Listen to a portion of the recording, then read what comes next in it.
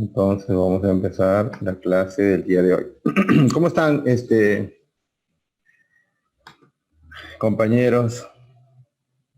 A ver.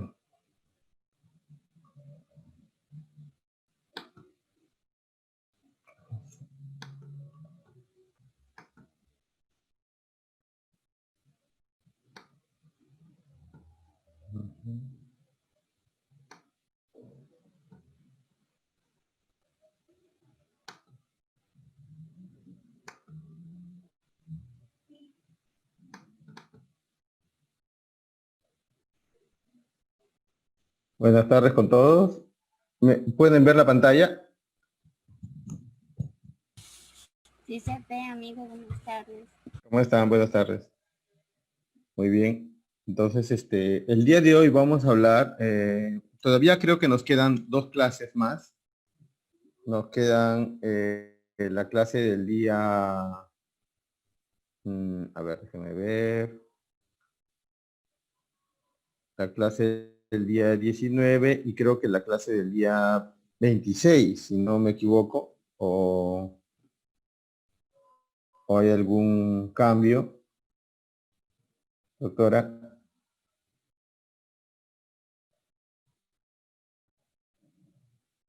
Entonces, en esos días vamos a tocar dos temas que son importantes.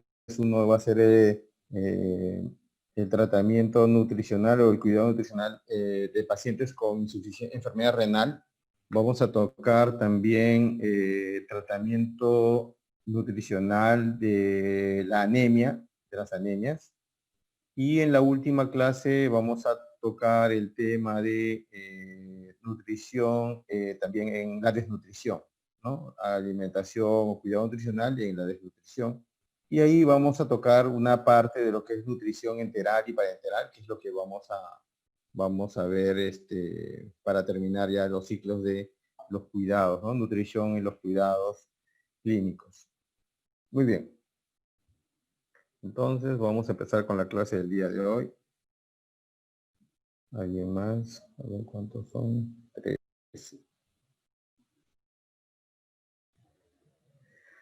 Bien.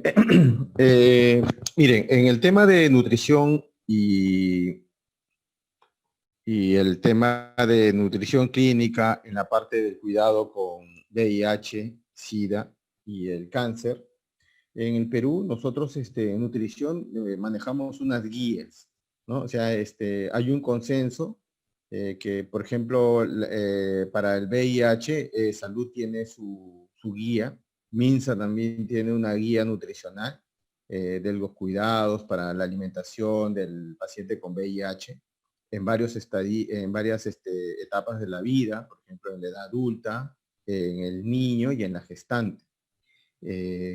Nosotros podemos dar algunas indicaciones, pero recuerden que nosotros tenemos que también basarnos en el tratamiento y las recomendaciones de acuerdo a las guías, porque las guías están hechas por expertos, no solamente nutricionistas, sino profesionales. Es una guía elaborada por un equipo multidisciplinario, entonces se tiene que seguir esos parámetros. Uno puede tener algunas recomendaciones, esas son recomendaciones generales, pero puede generar algunas variantes de acuerdo a los pacientes. Yo les expliqué que cada paciente es un ser singular, entonces no coincide muchas veces los hábitos o los gustos, ¿no? Porque recuerden que en este tipo de trastornos, enfermedades como el VIH y el cáncer, mucho tenemos que ver con el tema de la alimentación personalizada, aunque en otras patologías, porque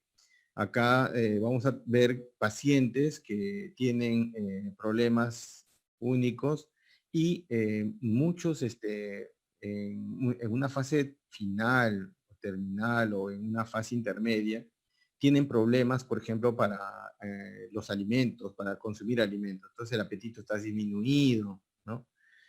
Así uno quiera hacer un montón de modificaciones en la dieta, porque nosotros tenemos que ceñirnos a una cantidad de calorías y proteínas para evitar la desnutrición, para evitar la pérdida de masa muscular, ¿no? Para evitar que el paciente siga perdiendo defensas.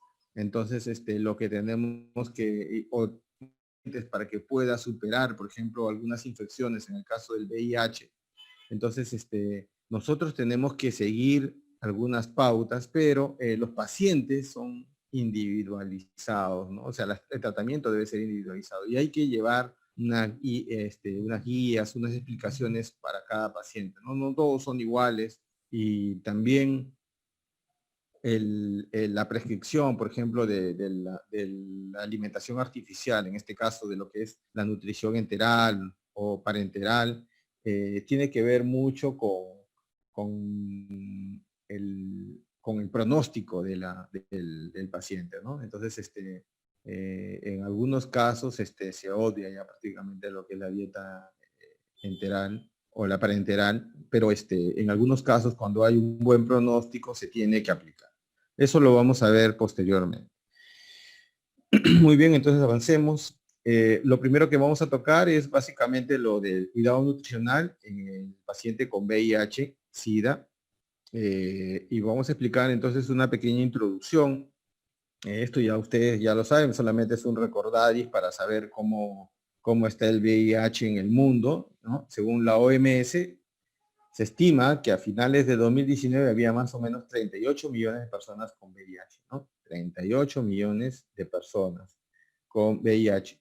Y entonces, una de las cosas que tenemos que ver acá es que esta enfermedad como que se ha detenido un poco en su avance, ¿no? Esta enfermedad apareció en los años 80 y en un inicio se pensaba que era un cáncer, ¿no? Porque muchas de los trastornos aparecían como problemas en la piel o enfermedades que estaban asociadas a la baja inmunidad, porque aparentemente era cáncer, ¿no? Como el sarcoma de Kaposi. Entonces, para el año, según OMS, todos estos datos son según la OMS. Entonces, nos dice que, bueno, para finales de 2019 no tenemos datos actuales, no sale en la página de la OMS. Había 38 millones de personas con VIH, ¿no? Todavía sigue siendo un problema de salud pública. Sobre todo si vemos, por ejemplo, en el mapa epidemiológico del VIH, todavía se da en mayor porcentaje en África, ¿no? En el África subsahariana, es donde hay mayor cantidad de VIH. Y ya ha cobrado casi 33 millones de vidas, ¿no? Entre el 2000 y el 2019, las nuevas infecciones por VIH disminuyeron un 39% y las muertes relacionadas con el VIH un 51% también disminuyeron. Y se salvaron aproximadamente 15.3 millones de vidas gracias a los tratamientos antirretrovirales. O sea, lo que acá nosotros en el Perú es Target, ya es tratamiento antirretroviral de alta carga, ¿no? Y acá en el tema es que, por ejemplo, en el Perú el tratamiento es gratuito. Y bueno, entonces en el año 83 se reportó el primer caso acá en el Perú y hasta el 29 de febrero del 2020 se había notificado aproximadamente 132.657 casos de infección por VIH, de los cuales 45.089 personas se encuentran en el estadio de SIDA, ¿no? De síndrome de inmunodeficiencia adquirida, ¿no? O sea, ya tienen una disminución en su sistema inmunitario. Bueno, y ya todos, esta es una enfermedad muy estudiada, ya sabemos prácticamente desde que apareció, comenzaron a llegar los datos de cuál era, igual que ahora como con este virus también del SARS-CoV-2, ¿no? También igual ya se sabe cuáles son el medio de contagio, cuáles son las formas, la etiología de la enfermedad. Acá igual en la enfermedad por VIH, también sabemos cómo se da la transmisión, ¿no? Sabemos, por ejemplo, que las transfusiones, o sea, los productos de sangre y seguro, las transfusiones de sangre, cuando las personas obtienen sangre de donantes no conocidos o, por ejemplo, o los que comercializan sangre, ¿no? Esto por ejemplo, es un medio de transmisión. no solamente también en el tema de la transfusión, por ejemplo, también cuando hacen las diálisis, en una época también las hemodiálisis en las casas, en las clínicas de hemodiálisis que están adscritas al seguro también, ahí se reportaron algunas infecciones por virus, VIH también, y también hepatitis B, hepatitis C. También la otra forma, ya sabemos que son las relaciones sin protección, ¿no? Las relaciones tanto heterosexuales como homosexuales también sin protección con una persona que está con VIH, es una forma de transmisión del virus. El uso también de las drogas intravenosas, ahí por ejemplo es la heroína, ¿no? Los pacientes que se aplican heroína son las que transmiten porque no comparten la misma jeringa, entonces se contagian. Por ejemplo, una vez vi un reporte en Canadá para evitar la propagación del VIH. El gobierno canadiense donaba a todos los adictos a la heroína jeringas, ¿no? Les regalaba jeringas para que no intercambiaran, ¿no? Y habían visto que había reducido también la transmisión en por este caso, ¿no? Del uso de drogas intravenosas. La otra también bien conocida es la transmisión materno-fetal, ¿no? Y lo otro es la exposición laboral, ¿no? De todo el personal de salud que trabaja en banco de sangre, por ejemplo, o en primera línea, en los pacientes hay una asociación bastante con pacientes con TBC, los pacientes que van muchos, quizás un porcentaje moderado, algunos pacientes con VIH tienen TBC, tuberculosis, y acá en el Perú la tuberculosis tiene una alta prevalencia, entonces el personal que se encuentra brindando el tratamiento contra la TBC también está expuesto, por ejemplo, al contagio tanto como la tuberculosis como el VIH, ¿no? Entonces, en la exposición laboral también es un medio de transmisión del virus. Y bueno, en la fisiopatología ya sabemos pues que el virus, el VIH, ataca especialmente a los linfocitos CD4, ¿no? A los linfocitos T, CD4, y estos comienzan a disminuir su número, hay una disminución en el número, y esto va a generar una inmunodeficiencia, ¿no? Entonces, va a generar una inmunodeficiencia y el virus va a comenzar a desarrollarse en estadios ya conocidos, en 4 estadios. Esto solamente es un recordar y ya ustedes ya lo hemos visto, esto lo han visto en fisiología y también en infectología también lo van a volver a ver, pero ya este es un recordar y nada más, ¿no? La primera fase es la infección aguda, luego hay un periodo de latencia, luego se da la infección por VIH sintomático y luego una progresión del VIH a un síndrome de inmunodeficiencia adquirida, ¿no? El síndrome de inmunodeficiencia adquirida también se puede dar no solamente por el VIH, sino también por una desnutrición, ¿no?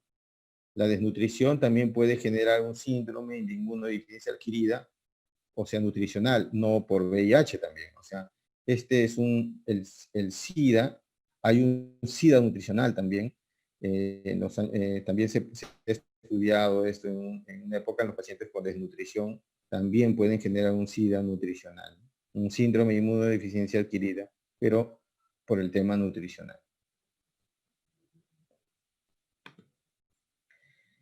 Muy bien, y bueno, vemos acá, por ejemplo, algunos hallazgos, los hallazgos clínicos de la infección. En la primera fase, en la infección aguda, bueno, se ven los síntomas, ¿no? Que hay fiebre, cansancio, erupción, cefaleas, ¿no? Linfadenopatías, faringitis, sudores nocturnos, diarreas, ¿no? Diarrea y malestar general. Si se dan cuenta, pues entonces la infección viral genera, en la fase aguda, genera un tema de síntomas que se caracterizan básicamente por básicamente en fiebre, diarrea, sudores nocturnos, ¿no? Y que se coinciden con todos las infecciones agudas por virus, ¿no? Porque, por ejemplo, en el SARS-CoV-2 también hay fiebre, hay diarrea, ¿no? Sudores nocturnos, fiebre, malestar general, ¿no? Casi todos los virus generan ese tipo de reacción aguda, ¿no? Muy bien, luego viene la seroconversión. Hay también una pérdida de peso. La pérdida de peso también es típica. Luego viene la seroconversión, donde hay la prueba positiva para el VIH, ¿no? Acá se ve la prueba de ELISA, la inmunotransferencia, la prueba del PCR. Y se da la fase de la infección por VIH sintomática, donde vemos alteraciones del metabolismo, cambio de la composición corporal, pérdida de la masa celular con pérdida de peso o sin pérdida de peso, ¿no? Hay una lipohipertrofia, aumento del tejido graso en algunas zonas, sobre todo en la zona abdominal. O en algunos casos también hay una pérdida del tejido graso, sobre todo en la cara. En la cara. Eso sí, también déficit de vitamina B12 y hay una susceptibilidad a los patógenos. Y en la infección por VIH sintomática ya hay una pérdida marcada de peso, fiebre, pérdida de masa muscular, con sin pérdida de peso, diarreas, leucoplasia. Ya, acá ya básicamente el cuerpo está ya con entrando en una etapa de pérdida de inmunidad, por eso que se comienzan a tener, por ejemplo, la aparición del herpes zóster, ¿no? Y luego se va viendo el SIDA sintomático, y luego el SIDA sintomático, ¿no? Trastorno definitorio del SIDA, ya con una disminución de los linfocitos CD4 a menores de 200 por milímetro cúbico, y la aparición de las infecciones oportunistas, ¿no? Y el sarcoma de Kaposi, el linfoma y algunas demencias asociadas al VIH, ¿no? Y hay una disminución de la masa muscular, del pérdida de peso también, y una deficiencia de vitaminas y minerales. Muy bien, ahora, ¿cómo vamos a hacer, cómo vamos a enfocarnos? Todos tenemos siempre que enfocarnos que cuando veamos un caso eso está en las guías, y esto se lo voy a, luego pueden ustedes revisar las guías del tratamiento nutricional para VIH y todo. Normalmente cuando encontramos, por ejemplo, en el caso de los niños pequeños, nosotros tenemos que deducir la cantidad de calorías de acuerdo a la etapa, a la edad que tiene el niño, ¿no? Cuanto más está en las primeras etapas, de apenas el niño ha nacido, la cantidad de calorías por kilo de pesos es mayor. Cuando va pasando la edad, como por ejemplo a partir del año y hasta los 10 años, aproximadamente se va disminuyendo gradualmente la cantidad de calorías por kilogramo de peso, ¿no? Esto es básicamente en la parte hospitalaria, pero este cuadro está en la guía, esto es lo que tenemos que utilizar. Entonces ya sabemos que en los 5 primeros meses, cuando, por ejemplo, el niño tiene o nace de una madre con VIH o el niño tiene VIH, la cantidad de calorías que tiene que consumir es aproximadamente 108 y 110 kilocalorías por kilogramo de peso, ¿no? Entonces hay que hacer el cálculo, porque como es solamente a base de leche, tenemos que hacer el cálculo, y eso ya básicamente lo ve el nutricionista, qué cantidad de leche tiene que consumir. Recordemos que la leche tiene una densidad de calorías de 0,8 a 0,9 por calorías por mililitro, o sea, no llega a una caloría por mililitro, ¿no? Hay algunas leches que son, que tienen uno por uno, pero son raras. Ni siquiera la leche Gloria, ni siquiera las leches más, las que se utilizaban anteriormente, esas no tienen la cantidad de calorías de 1 a 1. Siempre están en 0,8 o 0,9 calorías por mililitro, pero cuando usted va sumando la cantidad de mililitros ya va disminuyendo la cantidad de, ¿no? Un 100 mililitros de leche solamente va a aportar 80 calorías. Entonces tenemos que revisar eso, ¿ya? Muy bien, entonces si por ejemplo nosotros vemos que el niño tiene una desnutrición, ¿qué utilizamos? El peso que debe ser para la edad para el niño, ¿no? Vemos nuestras tablas, yo les enseñé las primeras tablas que hemos visto, las tablas o las curvas de la OMS también, esas nos va a servir. Entonces el niño lo ubicamos en el 50 percentil, ¿no? Entre el 20 y 50 percentil para para tener una idea del peso ideal. Y con eso podemos sacar la cantidad de calorías que el niño necesita diariamente. Usted en la historia clínica va a poner una dieta hipercalórica o, bueno, de acuerdo a su criterio, o una dieta con determinada cantidad de calorías, ¿no? Por kilogramo de peso al día. Ya el nutricionista ya va a ver las cantidades y cómo es la distribución total, ¿no? Él tiene que saber también cuándo es el uso del peso, si es el peso ideal o el peso con el que... Obviamente, si el niño no tiene pérdida de peso, lo vemos dentro del rango del peso normal, en el 50, entre el 20 y 50%, utilizamos el peso como está indicado, ¿no? Ahí como está el niño. Y si no, si el niño tiene desnutrición o bajo peso al nacer, tenemos que utilizar el peso ideal, ¿no? De acuerdo, el peso recomendado para su edad. En el caso de las proteínas, como esta es una enfermedad que necesitamos levantar la inmunidad, entonces siempre tiene que haber una recomendación de proteínas importante. Entonces, la cantidad de proteínas también va a comenzar a disminuir gradualmente desde el nacimiento hasta los 10 años, ¿no? Primero, en los primeros 5 meses es alto la cantidad de proteínas que se necesita, más o menos 2.2 gramos por kilogramo de peso, y gradualmente vamos disminuyendo como va pasando la edad hasta aproximadamente 1.5 hasta los 10 años, 1.5 gramos por kilogramo de peso, ¿no? Igual acá también se utiliza el peso ideal, ¿no? Se utiliza el peso ideal si es que el niño lo encontramos con desnutrición.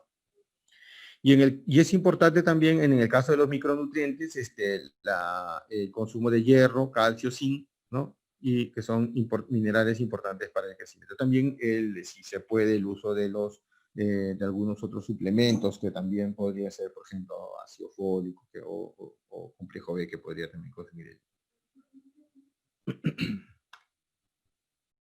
En el caso del tratamiento nutricional para adultos, también hay un leve cambio, no es total igual para todos, y va a depender mucho del estado en que se encuentra, o sea, en qué etapa de la infección se encuentra el paciente, ¿no?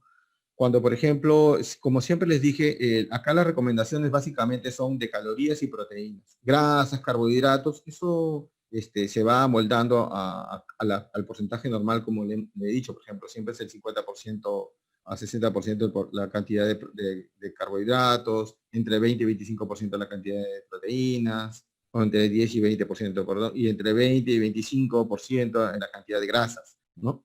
Entonces, pero el requerimiento de calorías tiene que ver mucho en qué etapa se encuentra el paciente, ¿no? Una etapa, nosotros acá está, según el manual y la guía, está dividido en 4 etapas, ¿no?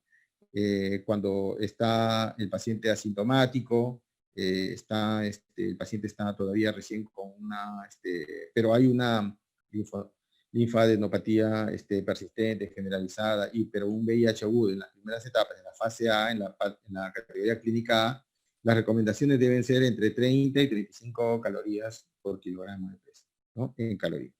Y las recomendaciones dietéticas aproximadamente entre 1.1 y 1.5 gramos, ¿no? Recordemos que ya en el paciente con VIH, la recomendación de proteínas es mayor igual pasa con la parte de calorías. ¿Se han dado cuenta? Porque normalmente nosotros estábamos recomendando entre 25 y 30 calorías por kilogramo de peso cuando hacemos el conteo rápido, ¿verdad? Pero ahora se aumenta la cantidad de calorías y también se recomienda un aumento de la cantidad de proteínas, porque lo recomendable en una persona normal es 0,8 a 1 quizás gramos por kilogramo de peso de calorías, de proteínas, perdón. En este caso se está aumentando entre 1.1 y 1.5, ¿no? En esta primera etapa, cuando hay un VIH sintomático, el paciente se presenta y usted encuentra estos signos clínicos típicos de la primera parte, de la primera fase. Pero luego, cuando el paciente comienza a avanzar en la fase, en la enfermedad, y tiene, por ejemplo, el virus y comienza a dar la sintomatología y algunas complicaciones, tenemos que aumentar entonces la cantidad de calorías por kilogramo de peso, ¿no? Porque esto está generando un mayor gasto de energía en el paciente, entonces se tiene que aumentar la cantidad de calorías. ¿Cuánto tenemos que aumentar? Entre 35 y 40 calorías por kilogramo de peso, ¿no? Y la cantidad de proteínas también aumenta según la guía entre 1.5 y 2 gramos por kilogramo de peso. Entonces, en las indicaciones, si nosotros vemos nuestro paciente y el doctor nos pregunta en la visita qué cantidad de calorías, nosotros ya sabemos en qué fase está, nosotros recomendamos entre 35 y 40 kilocalorías, ¿no? Por kilogramo de peso. Ojo, que también tenemos que tener en cuenta el tema del peso, qué peso voy a utilizar, ¿no? Acá en un cuadrito que vemos a la derecha está como un recorte para una ayuda de memoria. Si el paciente no tiene pérdida de peso o vemos que el peso está dentro del rango del índice de masa corporal, entonces nosotros lo que vamos a hacer es utilizar el peso con el que está el paciente. Pero si vemos que, por ejemplo, el paciente ingresa con sobrepeso, porque puede usted ver pacientes con sobrepeso y VIH en la primera etapa, entonces utilizamos el peso ideal para hacer las recomendaciones de las calorías, ¿no? Y también de las proteínas. Y si vemos que, por ejemplo, el paciente tiene una pérdida moderada o leve de peso, también utilizamos el peso ideal. ¿Por qué? Porque tenemos que llegar a la cantidad de calorías para que el paciente pueda ganar peso y recuperarse. Igual pasa con la pérdida severa de peso, ¿no? Utilizamos el peso ideal. Entonces, solamente cuando utilizamos el peso actual, cuando el paciente ingresa o lo vemos, ingresa a la hospitalización o al consultorio, el peso está dentro del rango normal. Muy bien, y sigue pasando ya en el estadio C, en la fase C, en la categoría clínica C, ya cuando el paciente tiene un recuento de linfocitos T, CD4 menor a 200, ¿no? O tiene asociado ahí una infección oportunista, entonces tenemos que seguir aumentando la cantidad de calorías, ¿no? Probablemente ya acá el paciente está generando una pérdida de peso, ¿no? Entonces, nosotros tenemos que igual calcular con el peso ideal, ¿no? Si el paciente mide unos 70 kilos, si mide unos 60 kilos aproximadamente. Entonces, ¿y cuánto es el peso acá? Tendríamos que utilizar el peso ideal y la cantidad de calorías va entre 40 y 50 kilocalorías por kilogramo. La cantidad de proteínas también aumenta, va de 2 a 2.5 gramos por kilogramo. Entonces, es como si estuviéramos tratando básicamente a un paciente, con, por ejemplo, con una quemadura o pacientes que tienen ¿no? Un daño en la epitelial o daño en la grande, ¿no? Por ejemplo, normalmente en los otros casos 2.5 es cuando, por ejemplo, el paciente tiene una quemadura de un buen tamaño, por ejemplo. Y vemos, por ejemplo, que ya en la etapa de malnutrición grave, ¿no? Se aplican todos los criterios del C y se tienen que ver cómo se puede hacer el requerimiento de calorías, ¿no? En este caso ya el paciente lo va a encontrar usted probablemente mal y entonces va a iniciar con una cantidad mínima de calorías, con 20 calorías por kilogramo de peso y luego ir gradualmente aumentando, ¿no? Según la tolerancia. En este caso, probablemente usted va a tener que utilizar una nutrición enteral para enterar que luego lo vamos a ver. Pero esas son las cantidades que usted tiene que ver. Cuando el paciente ya está en una malnutrición grave, no le puede dar una cantidad mayor porque usted puede generar un síndrome de retroalimentación y eso puede generar que el paciente pierda, ¿no? Fallezca inmediatamente. Entonces, lo que tiene que tener cuidado es usted es que empezar con cantidades mínimas y ir aumentando gradualmente según la tolerancia del paciente, ¿no? En esta etapa sí va a ser más complicado el tratamiento. Muy bien, en el caso del uso de las grasas o de los lípidos, el porcentaje tiene que ser de acuerdo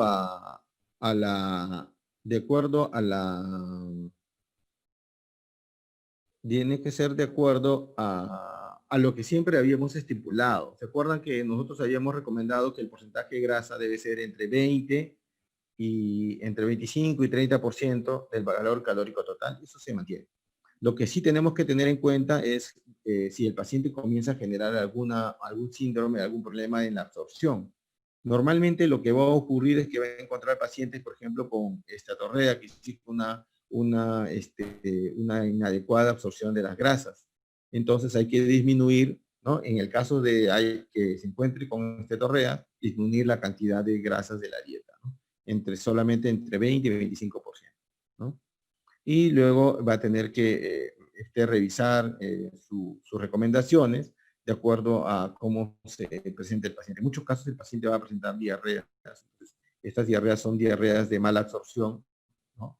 Generan mala absorción, entonces hay que tratar de disminuir un poco el consumo de grasas para que pueda mejorar el tema de la absorción. En otros casos, por ejemplo, pero eso ya no se puede dar en consultorios, se puede dar, por ejemplo, en la parte clínica, ya en hospitales de mayor nivel. Por ejemplo, se puede utilizar el MST, que es el triglicérido de cadena media, ¿no? Ese es un producto muy bueno que aporta también calorías y no genera, por ejemplo, esteatorrea, ¿no? Es un ácido graso especial, ¿no? Entonces, que normalmente se utiliza para, ya, por ejemplo, cuando el paciente tiene que utilizar nutrición enteral, ¿no? O quizás ya en la nutrición parenteral también. Muy bien, en el tema de los carbohidratos, se mantiene el tema entre el 50 y 60% del valor calórico total. Puede modificarlo solamente, por ejemplo, si el paciente tiene algún problema de una enfermedad pulmonar, ahí tendría que disminuir la cantidad de carbohidratos. ¿Por qué? Porque estos van a generar mayor formación de CO2, ¿no? En pacientes con enfermedad pulmonar, por ejemplo, con enfermedad del COVID-19, normalmente las dietas tienen que ser con una disminución del valor calórico en el tema de los carbohidratos. ¿Por qué? Porque los carbohidratos va a convertirse en glucosa, y la glucosa convertirse en energía. Si le damos mucha cantidad de glucosa, el cuerpo va a comenzar a generar mayor residuos. Recuerden que la glucosa se transforma en energía y los residuos son agua y CO2. Entonces, la glucosa va a generar energía y va a generar como dos residuos, agua y CO2. Y el CO2 entonces va a generar que el paciente comience a tener problemas de hiperventilación. Entonces, ahí se tiene que disminuir la cantidad de calorías y tendría que aumentarse la cantidad de proteínas y de grasas, ¿no? En este caso, ya en la parte clínica, en el hospital, tendría que utilizar, lo mejor se tendría que utilizar triglicéridos de cadena media. No es un producto fácil de conseguir, hay algunos laboratorios que lo venden, pero ya tendría que verlo el petitorio, usted podría recomendarlo. Sé que los intensivistas recomiendan eso, por ejemplo, ¿no? El uso de los triglicéridos de cadena media. Muy bien. Y en el caso de los micronutrientes, lo que vamos a tratar de hacer siempre es recomendar la vitamina A, porque esa es la que va a ayudar a la recuperación del epitelio, las vitaminas del complejo B, el zinc, ¿no? Y también, como ya vemos, la vitamina B12, que es la cianocobalamina del complejo B, importante, ¿no? Para evitar la anemia megaloblástica, y también otro para evitar algún deterioro en el tema del sistema nervioso, porque hay algunas enfermedades que se pueden dar por el tema de déficit de vitamina B12, sobre todo enfermedades neurológicas, ¿no? Entonces hay que tener bastante cuidado con eso. Muy bien, y ahora, en el caso de la terapia nutricional especial, tenemos que ver que la suplementación se va a dar básicamente cuando ya el paciente se encuentre en un estadio clínico 4, ¿no? O cuando hay una pérdida de peso marcada, ¿no? Normalmente mayor al 10% de lo normal, ¿no? Entonces, y si el paciente también presenta deposiciones líquidas, ¿no? En el día presenta 2 o más, quizás, entonces, hay que tener cuidado de dar el tema de las fórmulas nutricionales, ¿no? Si el paciente comienza a tener una pérdida de peso, aparece un poco de debilidad, fiebre intermitente, entonces habría que ver el tema del uso de las fórmulas nutricionales. En este caso, una fórmula nutricional son las fórmulas enterales, las que llamamos las poliméricas, ¿no? Estándar polimérica, son las que se utilizan. Su nombre se llaman así, pero normalmente acá utilizamos pues, comúnmente las fórmulas que venden, las comerciales, las típicas, que se utilizan para los adultos mayores, es la misma que se tendría que utilizar acá. ¿Habría algún cambio en ese tipo de dieta? Eso lo tendríamos que ver ya en la última clase, en lo que es la nutrición enteral y parenteral. Sobre todo porque en este caso las fórmulas nutricionales tendría que ser en la parte de nutrición enteral.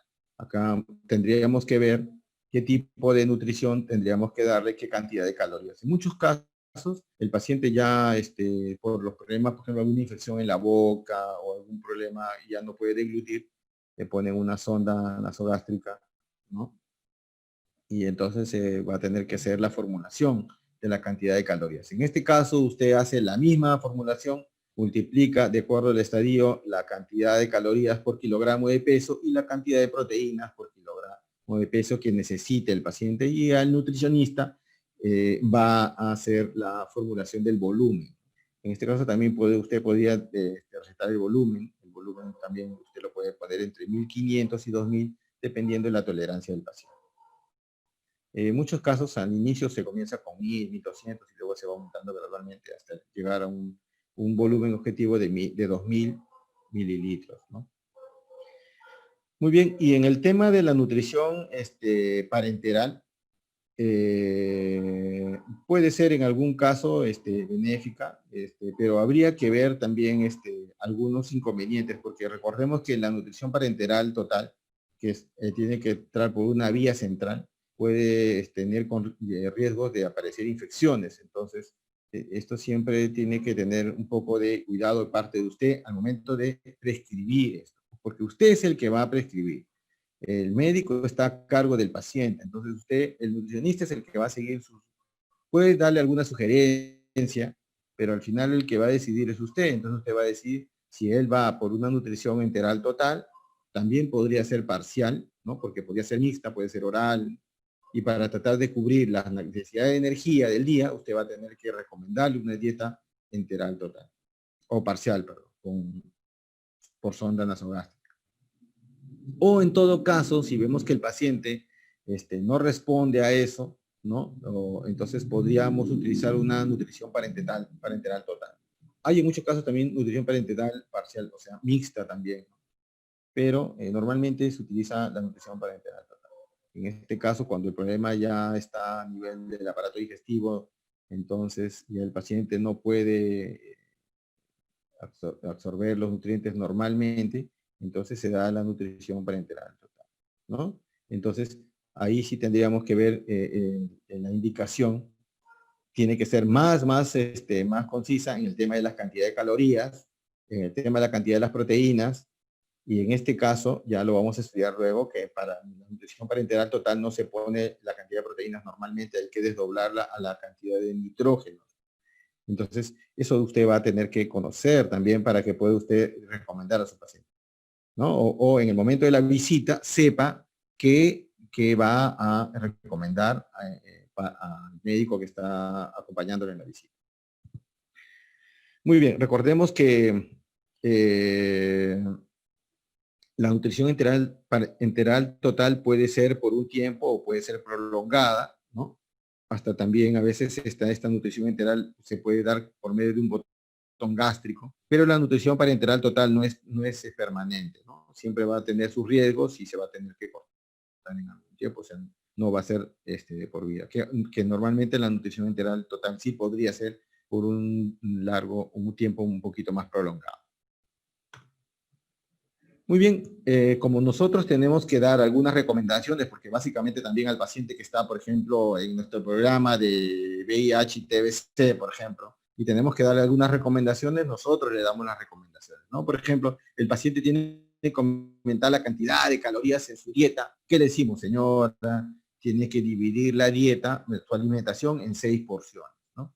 Un desayuno, una media mañana, un almuerzo, una media tarde, una cena, por ahí una comidita antes de ir a dormir, ¿no? ¿Para qué? Pequeñas porciones van a llegar a una cantidad adecuada de calorías, ¿no? Pequeñas porciones pueden llegar a una cantidad adecuada. Muchas veces, por ejemplo, el paciente, si nosotros dividimos, pensamos que el paciente deba consumir alrededor de 1500 calorías en el día, yo puedo dividir 1500 entre 5 y aproximadamente 300 mililitros debería consumir por cada comida para llegar a las 1500 calorías. Entonces, 300 en el desayuno, 300 mililitros en el almuerzo, en la media mañana, 300 mililitros de volumen en el almuerzo, 300 mililitros en la media tarde y 300 mililitros en la noche, ¿no? Para llegar a la mínima cantidad de calorías, que son 1500 que el paciente debería. Otra de las cosas es que como el paciente tiene poco apetito, pero tiene momentos de apetito, podríamos decirle que si está en cama, podría tener unos pequeños bocadillos que podría consumir inmediatamente, ¿no? Galletas, o frutas o alimentos que tengan alta cantidad energética, por ejemplo, nueces, pecanas, maní, pasas, ese tipo de alimentos son naturales y que puedan llevar rápidamente para cubrir la necesidad de energía. Y si en ese momento el paciente tiene un poco de apetito, ¿no? Luego, si el paciente, por ejemplo, tiene que hacer alguna actividad o salir, pueda llevarse algunos alimentos que sean fáciles de comer y que no se valoren. Siempre hay que recomendar al paciente que haga ejercicios leves antes de comer también. Cuando queremos, por ejemplo, que el paciente aumente la cantidad de proteínas, porque ese es otro de los temas que, por ejemplo, ya cubrimos la cantidad de calorías, por ejemplo, porque sé que comiendo algo entre comidas va a aumentar la cantidad de calorías, pero en proteínas el paciente no quiere comer el pollo, no quiere comer la carne, o come media porción. Usted le recomienda 100 gramos de proteína, perdón, de pollo o pescado para que aporte 20 gramos de proteína, pero el aporte de proteína, digamos que es de 70. Entonces tengo que cubrir la cantidad de proteína en el día. Y 100 gramos en el almuerzo y 100 gramos en la noche son solamente 40 gramos de proteína. Entonces me falta 30 gramos de proteína. ¿Qué hago? El desayuno también puede dar un aporte de aproximadamente 10 o 20, pero me falta. Entonces, entre comidas, yo tengo que darle, por ejemplo, huevitos, frutas secas, ¿no? O siempre utilizar la leche, por ejemplo, ¿no? O postres o alimentos que estén hechos a base de leche, porque la leche tiene aporte de proteína. Entonces, ¿no? ¿Para qué? Para que pueda cubrir un poco la cantidad de proteínas de la dieta. Recordemos que las menestras, los cereales también aportan proteínas, ¿no? Proteínas de bajo valor biológico, pero que también aportan sus proteínas. Pero igual nosotros tenemos que considerar que la proteína de alto valor biológico es importante para la nutrición, porque esa va a aportar aminoácidos esenciales, ¿no? Aminoácidos que el cuerpo no puede sintetizar. Y bueno, las otras recomendaciones es que el paciente tiene que evitar pues, que se vaya a infectar, entonces hay que tener bastante seguridad en el momento de las preparaciones. Hay que lavarse bien las manos al momento de preparar los alimentos, al momento de consumirlos, y recomendarle también de que el paciente pueda consumir las carnes bien cocidas, no puede consumir alimentos con carne semi, o sea, lo que llaman con cocción intermedia o a la inglesa, eso no puede. Tiene que estar bien cocida, ¿no? Sobre todo tener bastante cuidado con el pollo y el pescado, porque tienen en mayor cantidad de vehículos que se puedan infectar, ¿no? Por ejemplo, porque las aves pueden, el Campylobacter jejuni se encuentra presente ahí, y entonces hay que tener bastante cuidado con eso. Igual pasa con los huevos, ¿no? Salmonella, Campylobacter, son bacterias que se encuentran en el intestino de las aves, entonces hay que tener bastante cuidado con eso. Muy bien. Bueno, y acá un resumen de los tratamientos nutricionales, ¿no? Ya sabemos cómo es la valoración normal, nutricional. Tenemos que, si tenemos a nuestro paciente y hacerle un seguimiento, le hacemos un seguimiento cada cierto tiempo, ¿no? Pueden ser de 2 a 6 veces al año. Importante, al inicio, yo pienso que si usted, por ejemplo, capta al paciente en la primera etapa, o sea, recién de la infección, el paciente con su tratamiento de retrovirales y con una alimentación balanceada, prácticamente va a tener un buen tiempo de sobrevida, ¿no? Es poco probable que llegue al estadio de SIDA en un corto tiempo, ¿no? Probablemente va a ser en un tiempo muy alejado, o quizás fallezcan de otras causas y no del VIH. Es también importante promover la ingesta de líquidos, ¿no? Es importante, ¿no? La cantidad de hidratación, hacer actividad física también, esto siempre tiene que recomendar al paciente usted que haga actividad física, ¿no? Sobre todo algunos ejercicios de potencia para que pues no pierdan la masa muscular, para evitar sobre todo la aparición de la sarcopenia. Acuérdense que esta es una enfermedad que al momento de disminuir la masa muscular, también puede disminuir la fuerza muscular, entonces va a comenzar a aparecer este trastorno que también aparece en el adulto mayor, que es la sarcopenia. Lo que tiene que tener cuidado también es con los suplementos. Es importante suplementarlos con vitaminas y minerales para evitar porque recordemos que, por ejemplo, si el paciente, yo les dije, usted calcula que está consumiendo menos de 1500 calorías, esa alimentación siempre va a ser deficiente en vitaminas y minerales, pues hay que tratar de suplementar. Muy bien, siempre hay que también vigilar el tema metabólico. Si comienza a hacer problemas de hipermetabolismo o catabolismo, donde va comenzando a perder masa muscular, eso hay que evaluar siempre, hacer las mediciones, ¿no? De los perímetros para ver la evaluación nutricional también. A veces solamente el índice de masa corporal no nos ayuda, nos da una idea de cómo está el paciente, pero también las otras mediciones que yo les dije, que era el perímetro de brazo, el perímetro de pantorrilla, ¿no? O el perímetro abdominal, también nos va indicando cómo se encuentra el paciente, en qué estado nutricional, con mayor precisión. Y siempre mejorar la alimentación de acuerdo a cómo se encuentra el paciente, ¿no? Si tiene problemas en la dilución o problemas de enfermedad en la zona, en la boca, por ejemplo, úlceras, aftas, ¿no? Porque eso puede aparecer más.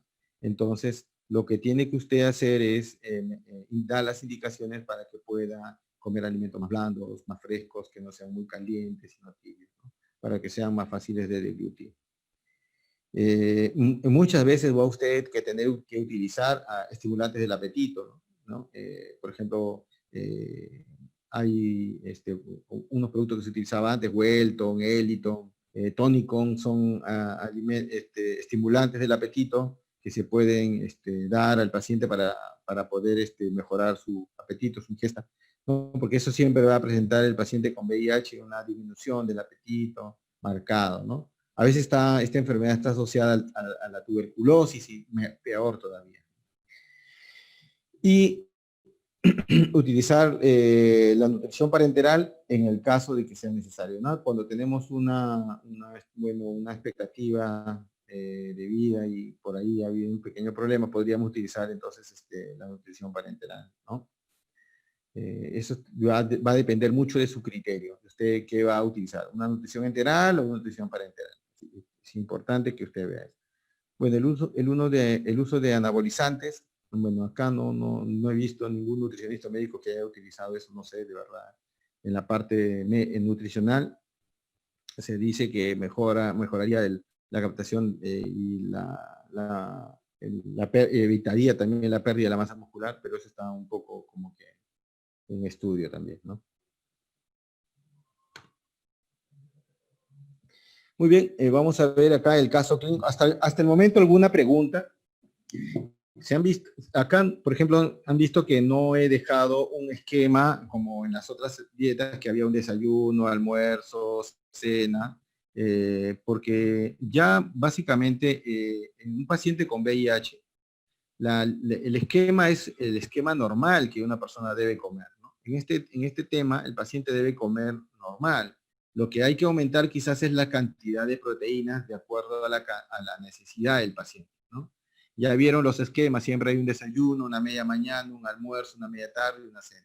Pero si yo quiero, por ejemplo, que este paciente mejore la cantidad de proteínas, ahora hay un montón de productos que podemos aumentar la cantidad de proteínas. Por ejemplo, las proteínas, los whey protein que utilizan los jóvenes para ir al gimnasio, se utiliza también para este tipo de pacientes, ¿no? Se puede utilizar, claro que sí. Usted, por ejemplo, no cubre la cantidad de proteínas en la alimentación normal, ¿no? Por ejemplo, el desayuno lo toman insuficiente, y el almuerzo también. Entonces yo podría darle un suplemento de proteína en la media tarde, por ejemplo, ¿no? Un batido de aproximadamente un scoop de proteína, que los whey protein tienen aproximadamente 23 gramos por toma. Ese se puede dar en un vaso de 200 mililitros o 300 mililitros, y eso es como si estuviera comiendo un filete de carne, ¿no? Aproximadamente, ¿no? Entonces, ahora se puede cubrir, porque existen muchos productos accesibles, ¿no? Para poder cubrir la necesidad. Ahora, pero el paciente no le gusta, algunos que le gusta solamente tomar líquidos, por ejemplo, ahí podría ser. Pero hay otros que no les gusta, por ejemplo, eso, o siente que por el tema osmolar, a veces le genera un poco de diarrea o intolerancia, entonces sí hay que tener que manejarlo con otros productos, ¿no? Hay algunos productos un poco más caros, por ejemplo, que a veces, por ejemplo, el paciente no le gusta el dulce, dice, no, no quiero tomar nada de dulce. Entonces, porque los batidos proteicos para los que hacen deporte son dulces. Entonces, pero ya no le gusta eso. Entonces, hay algunos productos un poco más caros que aportan proteína, pura proteína, pero no tienen sabor ni olor. Por ejemplo, hay uno que se llama eh, del producto de Victus, del laboratorio Victus, hay un producto que se llama Protein, ¿no? El Protein es un producto, que también antes sacaba, me acuerdo, otro producto que es pura proteína, ¿no? Este producto se diluye en agua, se hace como una especie de mazamorra y se mezcla, por ejemplo, un puré de papa, y no le cambia el olor ni el sabor a la comida, y eso le aporta, como es una medida pequeña, 5 gramos, le aporta 5 gramos de proteína. El tema es que ese producto es caro, una lata debe estar alrededor de 200 soles, mientras que, por ejemplo, el whey protein, que lleva 1 kilo, está alrededor de 100, 120 en todo caso. Entonces el tema es el costo, ¿no? El costo que usted puede utilizar. Muy bien, ¿alguna pregunta hasta aquí en el caso del VIH? Sino para que alguien me apoye acá con el tema de la lectura del caso clínico.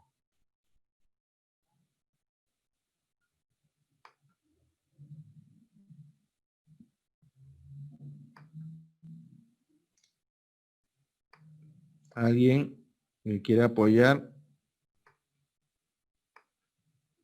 ¿Alguna pregunta?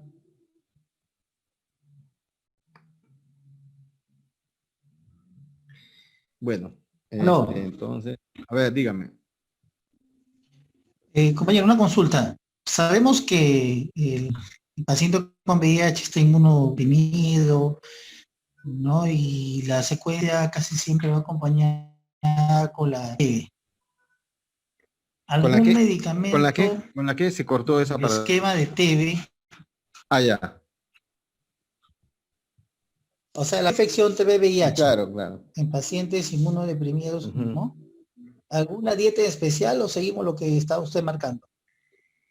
No, seguimos las indicaciones. Recordemos que la dieta sigue para el paciente con VIH y TBC siempre proteica y hipercalórica. Siempre vamos a dar una mayor cantidad de calorías y una mayor cantidad de proteína. Entonces, los dos van de la mano. Así que no habría ningún inconveniente. Cuando usted ve un paciente, por ejemplo, con TBC, hay que darle una dieta hiperproteica, hipercalórica, para que pueda mejorar el tema de la enfermedad. Y el paciente con VIH igual también, porque si hemos visto el esquema, los esquemas que le he dado, la cantidad de calorías por kilogramo de peso, todas superan el 30 30 calorías por kilogramo de peso. El mínimo era de 35, pero en la parte ya final, cuando el paciente está ya en un estado grave, ¿no? Hay que empezar con menos calorías para ir gradual subiéndolas, ¿no? Porque ya está el paciente en fase terminal probablemente. Pero si no, siempre tenemos que utilizar 35, 40 calorías, ¿no? Que ese es el rango. Siempre hipercalórico, siempre hiperproteico. Ese es el tema con este paciente. Ok, gracias. Gracias. Con este tipo de tratamiento. Ya. Gracias a mí por la pregunta. Bueno, en este caso, este es el caso clínico de un pacientito que dice es un EW, es un hombre de 42 años, positivo para VIH durante 20 años. Su carga viral es indetectable y tiene 143, el recuento de linfocitos es del CD4 de 143.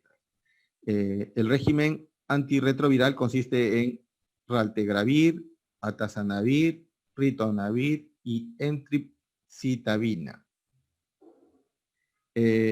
También toma atorvastatina y ranitidina. Paciente mide unos 75 y pesa 85 kilos, ¿no? Y tiene un perfil lipídico, colesterol total de 184 miligramos por decilitro, triglicéridos con 304 miligramos por decilitro y como le han hecho acá un perfil, un colesterol HDL está en 25 miligramos por decilitro y un LDL o la lipoproteína de baja densidad de 96 miligramos por decilitro. Desde su última consulta hace 6 meses ha notado cambios en la composición corporal, incluidos pérdida de grasa bucal, o sea, en la zona de la cara, y aumento del perímetro abdominal. Vive solo y no le gusta cocinar. También recibe una comida diaria por parte de un programa comunitario, de un comedor popular, y camina 30 minutos al día. Tras hacerle un recordatorio de 24 horas, ese es un recordatorio de 24 horas, se descubre que su ingesta calórica es de 2.700 calorías. Muy bien. A ver, preguntas. Hay que analizar, ¿cuánto es el índice de masa corporal de este paciente? Preguntas. ¿Quién me responde?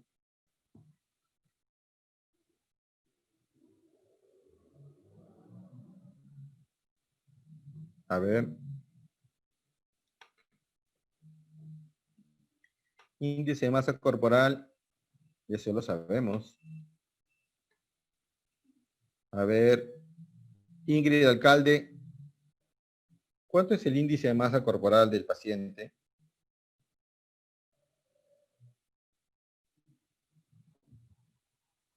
¿Quién me puede dar el dato? 27.8. 27.8. ¿Quién fue?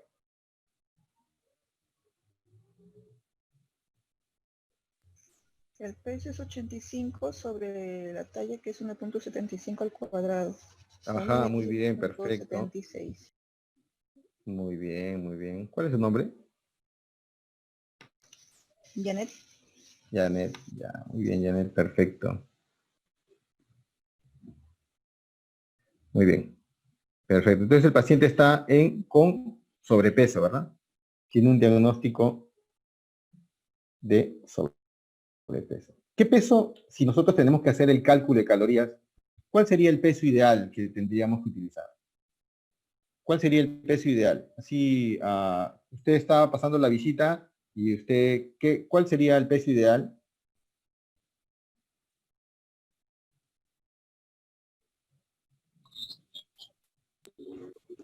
Máximo 73 a 75 kilos, por lo menos. Exactamente, entre 73 y 75 kilos, ¿no? Podemos utilizar 75 kilos, ¿no? Poner siempre menos 100, ¿no? 175 menos 100 es lo que normalmente en la práctica se utiliza en todos lados. Entonces, utilizamos el peso ideal que debe ser entre 73 y 75 kilos. Podemos dar ese rango, ¿no? Muy bien, entonces, y si ya tenemos eso, ¿cuántas calorías podríamos nosotros recomendar a grosso modo en este paciente? Así rápidamente, estamos en la visita, nos dice que ya tiene 8 años, ¿no? 8 años, no, 20 años ya diagnosticado, tiene un recuento de 643, estaba en una etapa, ahora vamos a ver la etapa, a ver, estaba en una etapa B, A o B.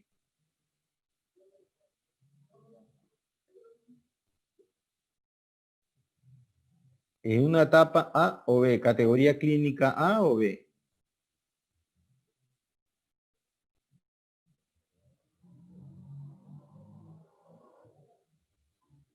¿Qué me dicen?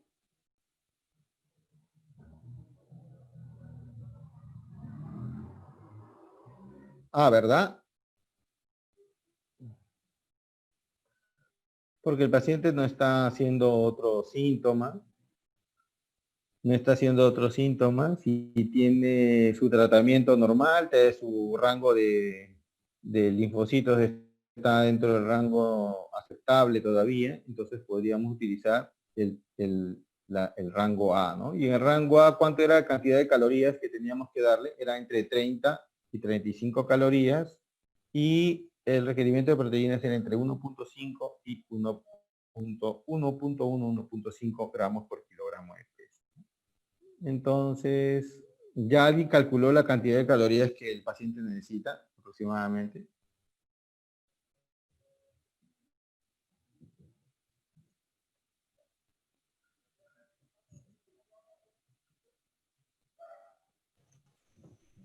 Mínimo de 2.550 calorías. 2.550 calorías, ¿no? Aproximadamente, ¿no? Si es que estamos utilizando 30 por 72, vamos a poner, son 2.100, ¿no? Pero si fuera 30 por 75, 2.200, ¿no? Hasta 35 podría ser, ¿no? Pero el paciente está con sobrepeso y hay que tratar de buscar un peso rango, ¿no? 2.500, 2.200 aproximadamente.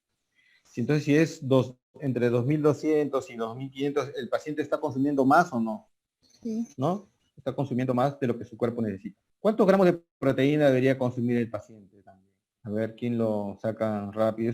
Eso también cuando a ustedes hagan su visita, también tienen que tener una idea de cuánto necesita el paciente por kilogramo de peso, por eso lo van a poner también en la historia, ¿no? Lo ideal es que lo pongan. Muchas veces no lo ponen, ¿no? O sea, porque eso al final la nutrición dice, no, ya pon eso, nada más hipercalórica, hiperproteica y se acabó. Pero ustedes tienen que ser diferentes, ¿no? Poner tanta cantidad de calorías con tantos gramos de proteína. Eso sería un plus. ¿De dónde son Telesub? Ah, perfecto, muy bien, ¿eh? Entonces ya maneja usted el tema nutricional también. Porque ahora últimamente la parte de nutrición en la medicina también se ve bastante, ¿no? Los jóvenes ahora bastante piden siempre interconsulta como nutrición y ustedes manejan ese tema y se van a sentir mucho. ¿Cuánto debería ser? Si sería entonces 75 por 1.1, por ejemplo, podría ser, o 1.2. Como es un rango, yo podría utilizar 75 por 1.2, entonces tendría que ser aproximadamente 90. unos 90 gramos por kilogramo. Esto yo quiero que ustedes recuerden. Miren, 90 gramos de calorías, ¿no? De proteínas por kilogramo. Son 90 gramos que necesita al día, mi señor. 90. Ustedes inmediatamente en su cabeza tienen que pensar, 100 gramos de cualquier pollo, carne o pescado tiene 20 gramos de proteína. O sea, si el señor, yo le doy en el almuerzo 100 gramos y en el almuerzo 100 gramos, el señor está consumiendo 40 gramos de proteína. ¿Me faltaría cuánto? 50.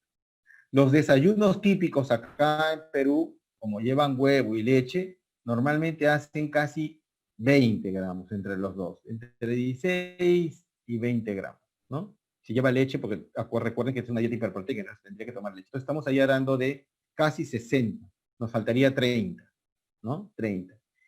Por eso ustedes tienen que ver ahí si le voy a suplementar con, por ejemplo, si yo en el suplemento le digo, señor, tome una fórmula polimérica, Ensure ya, ¿no? Estándar. Una taza da 8 gramos de proteína. Entonces, ya tengo 68, casi 70. Y el resto de las proteínas las puede cubrir la menestra, el arroz, el pan que tiene trigo también tiene algo de proteína. Entonces, ya podemos tratar de llegar alrededor de los 90 a grosso modo, ¿no? Ya exactamente, esto lo va a ver el nutricionista porque él va a hacer el esquema y el tratamiento. Pero usted más o menos va a tener una idea de cómo debe. Por eso cuando usted le pregunte a su paciente, dígame, señor, ¿usted cómo está su alimentación? Bueno, en el desayuno tomo un té y un pan con mantequilla. Y en el almuerzo, en la media mañana, una fruta. En el almuerzo como, por ejemplo, una sopita de verduras por ahí con un cuellito o mollejita y en el almuerzo un estofado de pollo con su presa ya. Y en la tarde ya solamente tomo un lonche un pan con queso y mi té, ya. ¿Cuántos gramos de proteína tiene eso? No llega ni a 50 gramos de proteína. Entonces, usted fácilmente puede decir, paciente con déficit proteico, porque eso está generando un déficit proteico. O sea, más o menos es la idea de cómo quiero que ustedes deben pensar, ¿no? Cuando ustedes hacen un recordatorio, cómo está su alimentación, qué está comiendo, así a grosso modo, ni siquiera es para abrir una historia, sino preguntarle básicamente qué es lo que comen, y ustedes deben estar más o menos sumando la cantidad de calorías. Eso ustedes tienen que tenerlo también presente. Pues es importante la parte nutricional para la recuperación de un paciente en todo tipo de enfermedad, ¿no? Y muchas veces en el adulto mayor o en el niño pequeño vemos que no cubren la necesidad de proteínas porque vemos que la alimentación es inadecuada muchas veces por una falta de información del paciente. Muy bien. Lo otro, ¿qué más podemos analizar, por ejemplo, en el perfil lipídico? A ver, ¿quién me responde acá? ¿Cómo está? ¿Bien? ¿Alto? ¿Malo? ¿Qué opina usted, por ejemplo, de ese perfil? Esa ya parte es clínica, ¿no? Ya ustedes ya lo manejan, ya. A ver un participante.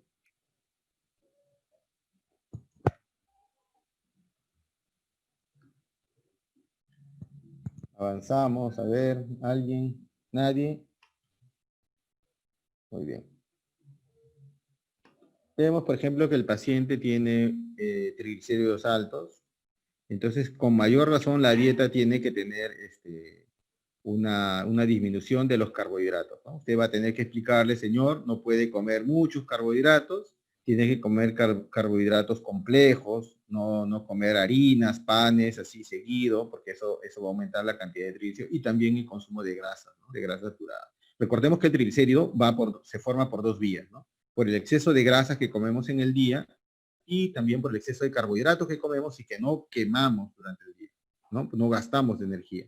Entonces se convierte en triglicéridos.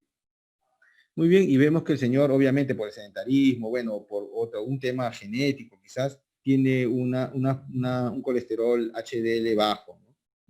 No tiene un factor protector y puede conllevar a mayor riesgo para un infarto, por ejemplo, enfermedades cardiovasculares. Muy bien, bueno, entonces la actividad física está perfecta en este paciente y la pérdida de grasa, bueno, pero la ganancia de perímetro abdominal, esto como que lo preocupa un poco, ¿no?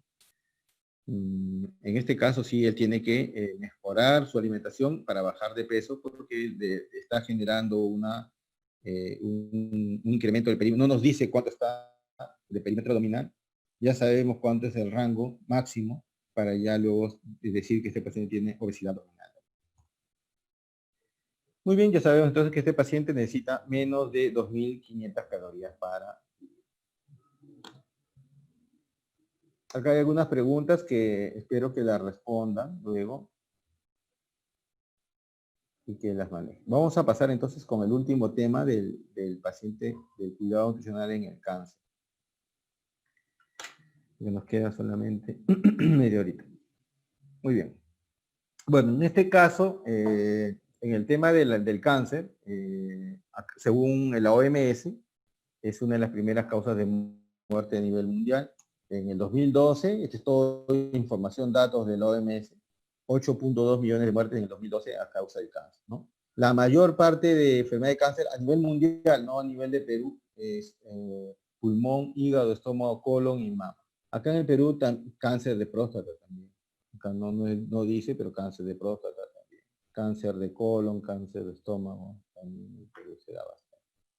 Eso podría ser una nota. Averigüen cuáles son los cánceres acá. Acá hay una pregunta. Y eso lo respondemos después. VIH y diabetes. Muy buena pregunta. No lo vamos a perder. ¿Cómo serían? Dice. Ya, pero vamos avanzando la clase. Y en el Perú, el número de cáncer en el 2020 supuestamente este es un dato que saqué de MINSA y decía que para el 2020 aproximadamente 70.640 eran los casos de cáncer en el Perú, ¿no? 50% más que en el 2015, que eran 47.000 nuevos casos. Y va a afectar es decir, los casos nuevos de cáncer afectarán más a mujeres que a hombres, ¿no? En la proyección de la OMS, ¿no? Más a mujeres que a hombres. Entonces hay que cuidarse, ¿no? Ahora vamos a ver, ¿cuáles son la etiología de los cánceres? Como ya sabemos, la etiología es variada, ¿no? Puede ser un virus, como el papilomavirus, por ejemplo, que genera el cáncer. El virus, un virus puede generar el cáncer de cuello uterino, ¿no? El excesivo consumo de calorías, ¿no? Macronutrientes como y el alcohol, claro, por ejemplo, el sobrepeso, acá en Perú cáncer de colon y cáncer de próstata están asociados al sobrepeso, ¿no? También el tabaco, fumar, al cáncer de pulmón, la radiación, cáncer de la piel, el consumo limitado de frutas y verduras puede ser cáncer de colon, ¿no? Y el uso de sustancias químicas o carcinogénicos, por ejemplo, en las preparaciones de las comidas, como las parrilladas, por ejemplo, ¿no? Que genera bastante, o el uso abusivo de consumo por ejemplo, de sustancias como los embutidos, ahumados, ¿no? Que tienen bastantes nitritos, que son también cancerígenos, ¿no? Entonces esto también, ¿no? También el tema del tema del inicio y la progresión del cáncer tiene que ver también con un tema genético, ¿no? También hay una carga genética. Algunos cánceres, como el cáncer de mama, tiene su factor genético. Y en el tema de la fisiopatología, bien rápido, básicamente los oncogenes son genes alterados que promueven el crecimiento del tumor y modifican la muerte celular. Esto ya lo hemos visto en fisiopatología, así que ya solamente es un recordaris. Los genes supresores de tumores son lo contrario de los oncogenes, ¿no? Estos son los que desactivan a las células cancerosas, pero ellos pierden su capacidad de regular esto, ¿no? Y entonces comienza a aparecer el cáncer. ¿Y qué es un carcinógeno? Un agente físico, puede ser químico, puede ser un virus, también una bacteria, ojo, porque, por ejemplo, hemos visto la clase en los seminarios, hemos visto que, por ejemplo, el Helicobacter puede generar una gastritis crónica, que eso a la larga también puede generar un cáncer. Muy bien, cáncer de estómago. Y vemos que, por ejemplo, el cáncer tiene una línea de continuidad o sea, básica, que es de 3 fases, que es la iniciación, la promoción y la progresión, y luego al final la metástasis. En la fisiopatología, bueno, acá es el cuadro resumen, la proliferación de células anormales, células que no se diferencian con normalidad, y hay una masa de células aumentadas, hay interferencia en la función normal del tejido y una posible metástasis, ¿no? Acá, por ejemplo, vemos que en esta etapa el tejido, ya hemos visto que el tejido cancerígeno comienza a hacer una angiogénesis, ¿no? Para sobrevivir, ¿no? Este tejido que no muere, ¿no? Porque es unas células que no mueren, no tienen diferenciación, también crecen como quieren, se alteran, y eso lo hemos visto en patología, ¿no? En patología lo hemos visto, y por medio de la angiogenesis, al crear nuevos vasos, esos vasos van a su torrente y se va a prolongar, y se va a propagar el cáncer a otros tejidos. Muy bien, y ya sabemos también en la parte del tratamiento médico, la cirugía, la radioterapia, la quimioterapia, la bioterapia, trasplantes de progenitores hematopoyéticos también para algunos tipos de cánceres. Y en el tratamiento nutricional es la prevención. Ahí sí es importante porque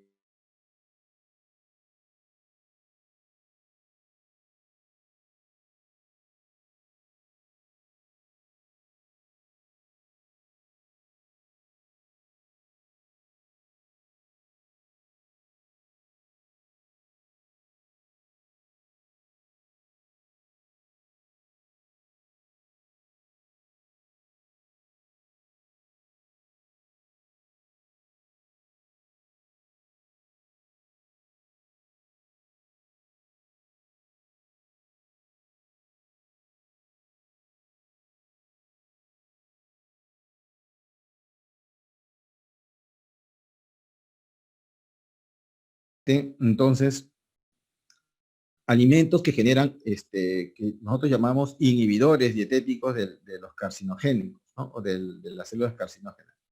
Por ejemplo, estos son los antioxidantes, ¿no? ¿Quiénes, por ejemplo? Tenemos a la vitamina C, a la vitamina A, o con los beta-carotenoides, y a la vitamina E, al selenio, al zinc, que están comprobados, y las sustancias fitoquímicas.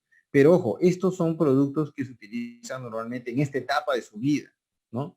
30, 20, bueno, quizás 40, 50, y si no tenemos ningún signo, seguir usando, porque ya cuando tenemos el cáncer es poco probable que esto nos dé una ayudadita, aunque no, muchos todavía cuando están en esta etapa, o familiares que hemos tenido, utilizamos de todo para salvar a nuestros familiares, así que todo se aplica, ¿no? Entonces, pero normalmente en la parte nutricional siempre en las guías dicen esto es como una especie de prevención, ¿no? El uso de estos productos son básicamente para evitar la aparición de las enfermedades, de la mutación de las células, ¿no? Por ejemplo, los antioxidantes evitan la aparición de los radicales libres, que son los que van a generar este tipo de, podría ser algún cambio.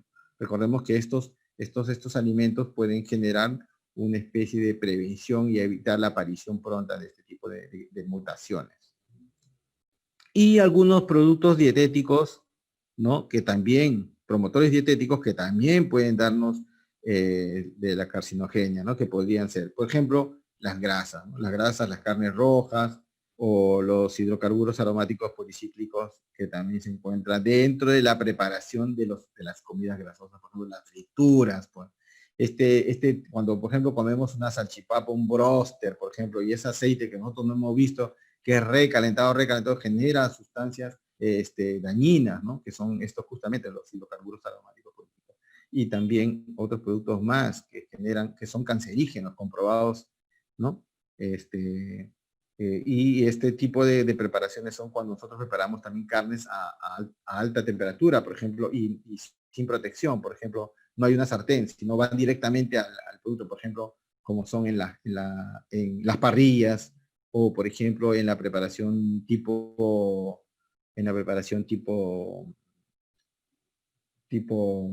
cilindro, por ejemplo. La caja china. Porque la caja china, bueno, el producto es como un horno, ¿no? Entonces el carbón está arriba, no invade, es algo que usted lo ventile y podría hacer que ingrese, ¿no? Al producto, pero la parrilla sí, ¿no? Porque usted cuando ventila, estos productos van hacia la carne. Igual podría suceder con la brasa, pues uno coma el pellejito, que es rico, pero no lo coma. O, por ejemplo, en cambio la caja china, lo único que le podría dar es como a un amigo que le dio comer caja china, le comenzó a doler la cabeza y tenía colesterol elevado por comer mucho pellejito, por ejemplo. Que es tan rico, pero no debe comer, no debe abusar de eso. Entonces, y acá tenemos una lista de sustancias fitoquímicas protectoras frente a los cánceres, ¿no? Que está presente en las frutas, verduras y hortalizas. Por ejemplo, el color rojo, por eso le dicen, hay en algunos lugares que promueven la alimentación de los colores, ¿no? O sea, consuma los colores en las ensaladas, coma todos los colores, dice el rojo, el licopeno, tomates, son sustancias protectoras, estas son las sustancias fitoquímicas, ¿no? El licopeno, que se encuentra en los tomates, o en preparaciones como la toronja, en la sandía, por ejemplo, que la gente le tiene miedo porque son no son productos no tienen tiene índice glicémico alto, pero una carga glicémica baja, pues entonces se puede consumir sandía, ¿no? O el morado, el rojo morado, por ejemplo, ¿no? Que tienen antocianinas y polifenoles, por ejemplo, en el vino tinto, ¿no? Se tome su vinito, coma su uva, sus ciruelas, o la naranja, o en el melón, por ejemplo, o en las frutas y verduras de color amarillo y anaranjado que tienen alfa y beta caroteno, que son antioxidantes, estamos las naranjas, las zanahorias, el mango, la papaya, por ejemplo, ¿no? O el melón. La naranja amarillo también hay los flavonoides, ¿no? El melón, melocotón, la naranja, papaya, todos. La papaya también tiene beta caroteno. Los amarillos verdes, ¿no? Que se encuentran en la espinaca, que tiene luteína, ¿no? Y las hojas como los coles, por ejemplo, ¿no? También ¿cómo se llaman? Los que tienen estas sustancias protectoras, y los verdes como los indoles, los sulforonanos, ¿no? Ahí donde encontramos en las hojas de color verde, el repollo, brócoli. Col de Bruselas es más medio moradito, pero igual. Coliflor y todo eso, ¿no? Entonces, este tipo de productos siempre deben estar presentes en nuestra alimentación. A ver, ¿quiénes, por ejemplo, hoy han comido una ensaladita? A ver, seguramente un 2%, un 3% habrán comido a pesar de que es verano. Entonces siempre tenemos que incluir, por eso que la OMS recomienda de 3 a 5 porciones al día de frutas o verduras, ¿no? De diferentes colores, ¿no? En la media mañana, en la media tarde siempre una fruta, en el almuerzo su ensalada, ¿no? En la cena también alguna verdura cocida que pueda, o al dente, y en el desayuno también su jugo, su fruta picada. Siempre es importante consumir frutas y verduras durante el día. A veces por el tema del trabajo, uno no puede consumir, por ejemplo, jugo en la mañana o fruta picada porque sale violento de la casa, llega al trabajo y por ahí en la esquina se pide su avena o su quinoa con su pan con camote. Ya, bueno, pan con camote, pero ¿cómo lo habrá frito la señora con ese aceite? ¿Lo habrá cambiado o no lo habrá cambiado? ¿No? Entonces hay que tener un poco de cuidado. Entonces nosotros somos lo que comemos y si no nos cuidamos, nos va a dar.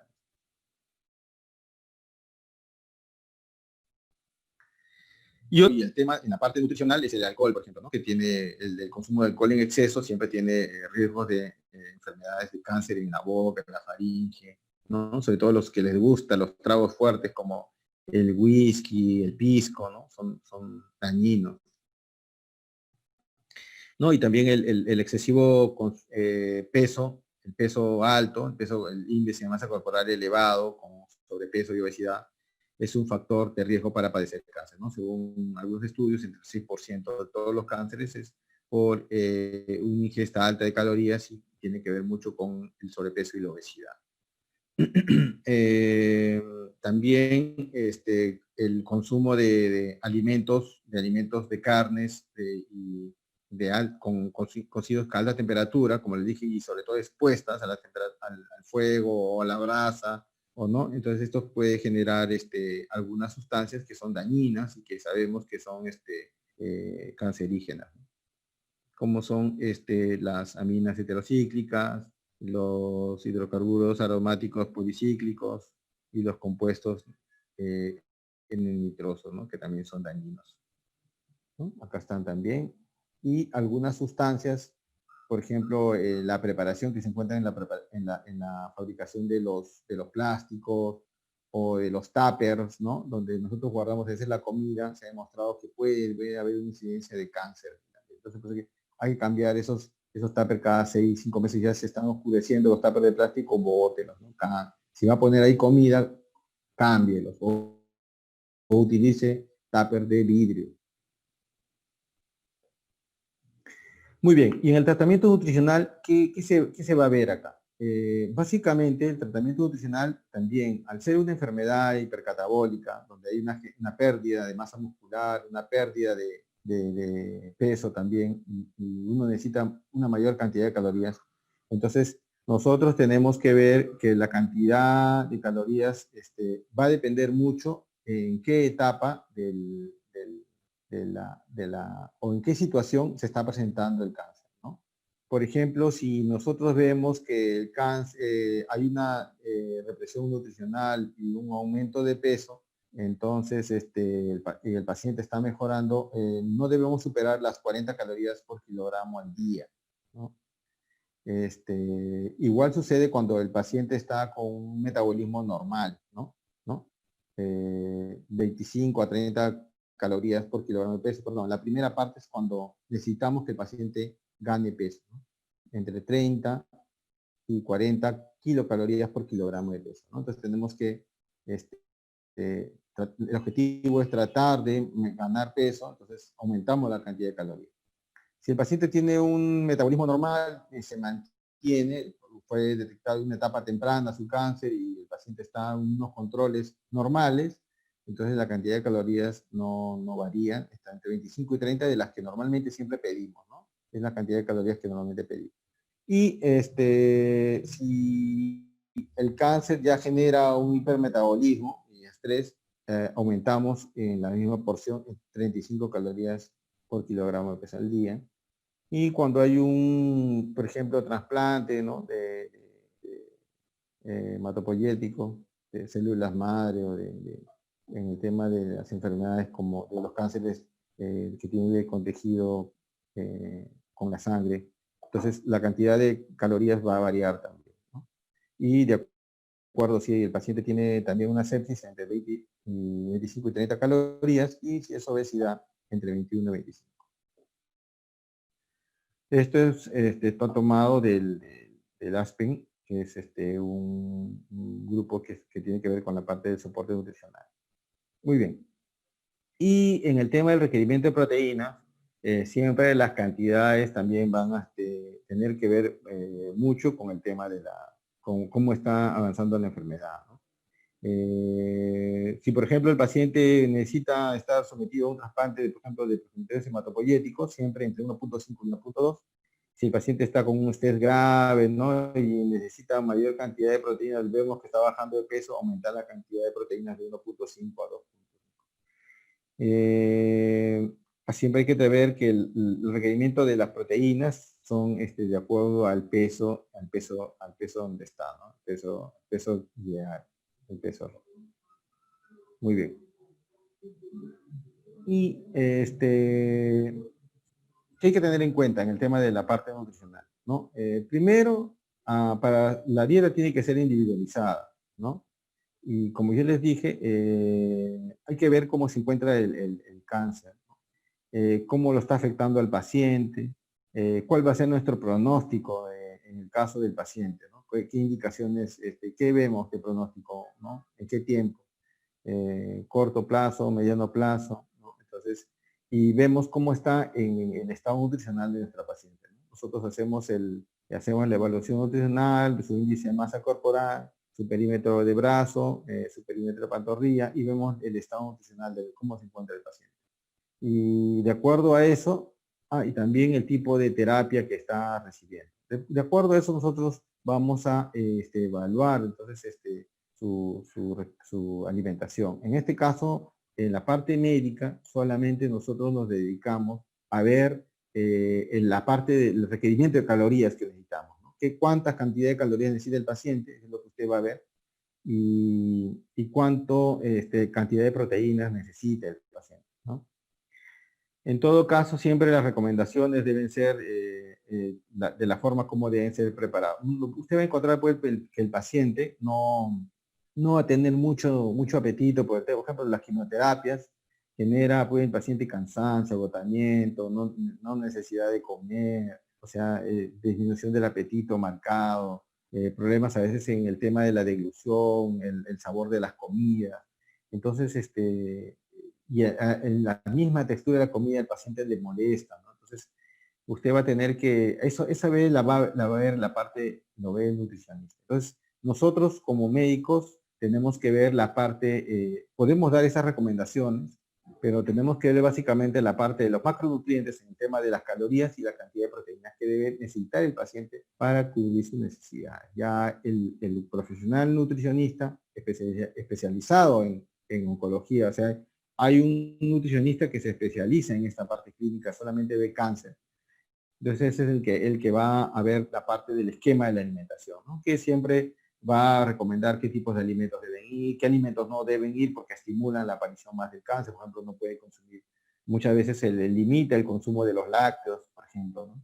Entonces para cubrir la necesidad de proteínas hay que buscar el consumo de huevo, por ejemplo, ¿no? Huevo, carnes blancas, ¿no?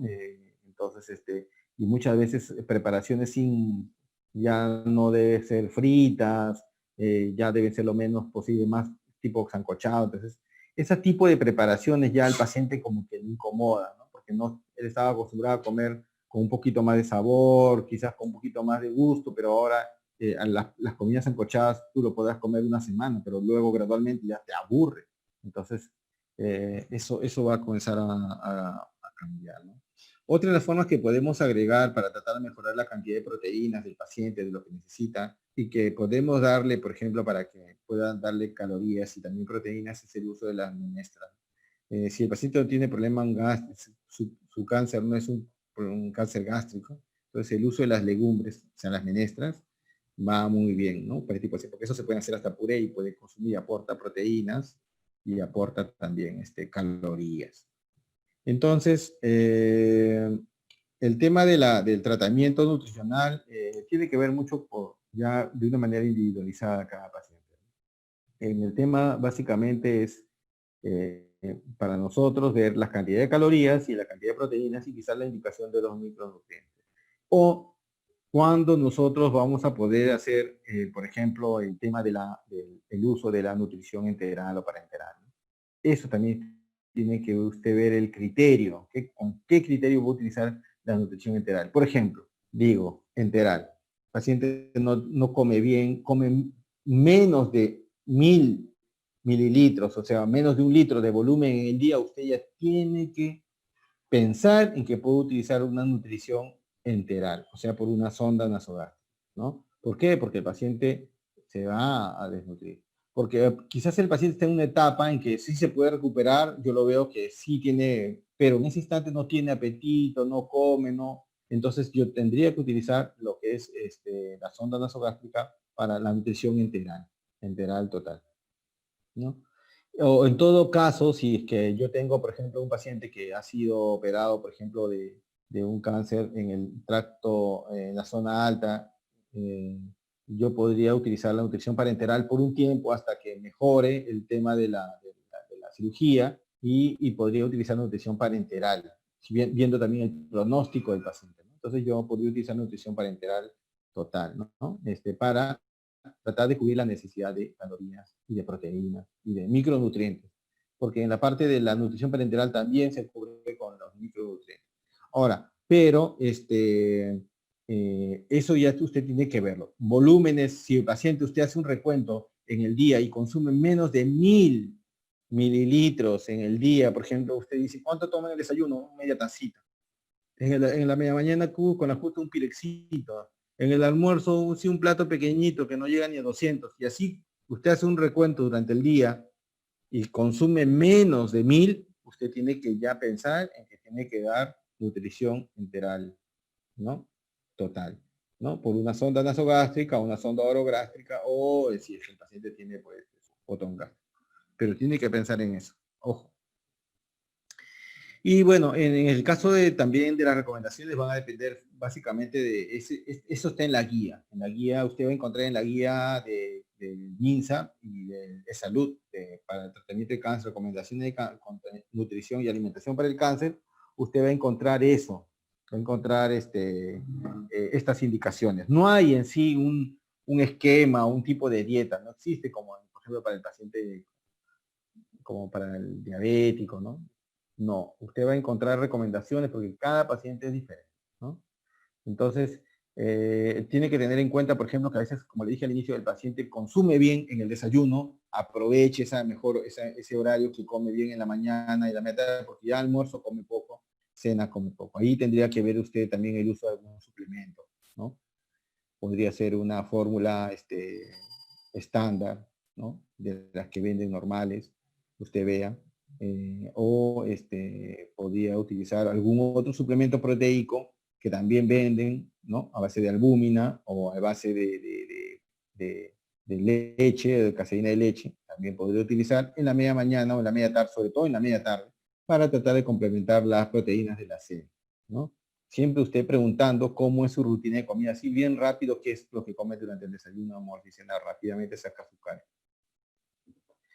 Lo que siempre se tiene que usted asegurar es que su paciente consuma entre litro y litro y medio de líquidos. Eso sí tiene que usted estar seguro de que consuma entre litro y litro y medio de líquidos su paciente. Y lo otro, que tiene que tratar de también asegurarse, esa es en la parte nutricional, que el paciente consuma 2 porciones de alimentos de origen animal en el almuerzo, y una porción en el almuerzo y una porción en la cena. Eso es, ¿no? ¿Para qué? Para evitar la pérdida o la pérdida de proteínas, ¿no? O la deficiencia proteica en la alimentación. y 1 o 2 piezas de fruta durante el día. Esto es lo mínimo, siempre debe asegurarse esto, porque los carbohidratos el paciente siempre lo va a encontrar. Una galleta, un pan, un producto, una mazamorra, le aporta calorías, pero proteínas son pocos los alimentos que le aportan. Entonces usted tiene que asegurarse que cubra esto, las proteínas y el líquido. Y en el tema de la nutrición artificial, ahí usted tiene que ver, ¿no? Yo le expliqué, como hemos visto, tiene que ver de acuerdo también a las expectativas del tratamiento, ¿no? Y ahí usted va a ver cómo, si son buenas, ya yo aprovecho a hacerla. Si no, voy a, como se dice, hacer quizás un gasto innecesario a familia, sabiendo que el paciente no va a tener una buena expectativa, un buen pronóstico, ¿no? Entonces, pero a veces el familiar dice, doctor, no importa, déme lo que usted indíqueme y esto ¿no? ¿Qué proteína puede consumir? Por ejemplo, hay proteínas líquidas, ¿no? Proteínas líquidas que se agregan también, que no solamente son las proteínas, pero tienen un mayor costo, por ejemplo, ¿no? Hay proteínas líquidas que todo el mundo ahora la conoce, ya las proteínas líquidas. Y pero usted tiene que ver cuál es el costo-beneficio y la familia puede, si usted también al final va a ver una recuperación marcada en el paciente, ¿no? En otros casos, cuando por ejemplo la perspectiva no no está clara, esta perspectiva de mejora, entonces hay que tener cuidado también en el tema del uso de la nutrición, ¿no? De la nutrición integral y sobre todo en la nutrición parenteral. En el tema de la nutrición parenteral, ya pues como les dije, si el paciente tiene un problema a nivel de ingesta, de un tumor ahí que impide, tendría que utilizar entonces la nutrición parenteral. Siempre en el uso de este tipo de nutrición artificial hay que monitorizar bien al paciente. No lo puede usted dejar ya y de ahí no lo ve un mes, no, hay que siempre hacer un control de cómo va, qué residuo tiene, si el paciente está mejorando, si está mejorando, si no hay pérdida de perímetros. Como usted no lo puede pesar porque el paciente está encamado, está postrado, usted tiene que hacer el control de los perímetros, ¿no? Perímetro de pantorrilla, perímetro de brazo, perímetro quizás abdominal, para ver si el paciente está manteniendo el peso, porque esa es una forma de medir si el paciente está manteniendo un peso. Si el paciente, usted ve que va disminuyendo la masa muscular del brazo, perímetro de pantorrilla, también quiere decir que está entrando en riesgo de desnutrición, porque la cantidad de calorías que le estoy aportando no está cubriendo, ¿no? Entonces, es una forma de conocer, de monitorizar si va bien con este tema, con el tema de la nutrición artificial. Y cuando tengamos pacientes con anorexia o por ejemplo el paciente tiene pocas expectativas, pero el paciente, la familia sí lo pide, entonces podemos utilizar la nutrición enteral. La nutrición parenteral, como le digo, esta no se aconseja mucho en el tema de cuando el paciente ya no tiene mucha expectativa, porque va a ser también un tema de mayor gasto y va a ser un maltrato para el paciente, porque tiene que entrar por una vía central. Muy bien. Bueno, acá hay un caso clínico, ya para terminar, ya solamente lo voy a leer, porque son las 6. Esta es una paciente de 55 años, madre de 4 hijos, recientemente se le ha diagnosticado cáncer de mama.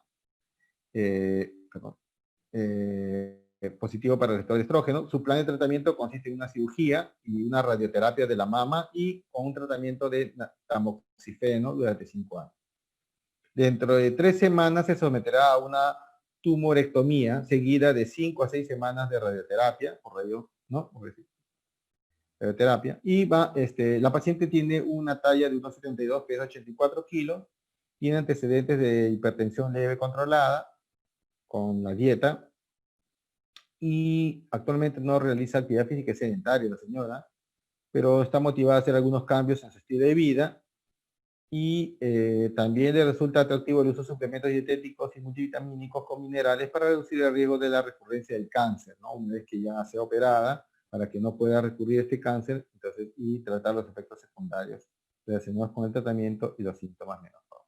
Entonces, para la siguiente semana, al delegado le van a resolver estas preguntas, ¿ya? Y le van a entregar. Así bien sencillo, simple, investiguen también, por favor, qué recomendaciones le van a dar a Yanis que podrían ustedes. Recuerden que es una paciente Si ustedes pueden, por ejemplo, allí sacar el diagnóstico nutricional, qué índice de masa corporal tiene, qué cantidad de proteínas requiere el paciente, qué cantidad de calorías le recomendaría usted a la paciente. Y también algunas recomendaciones que usted le va a dar al paciente, porque usted cuando le habla, no solamente le va a decir, mete esto, se acabó. Tiene que hablar con el paciente y recomendarle qué es lo que debe de comer, ¿no?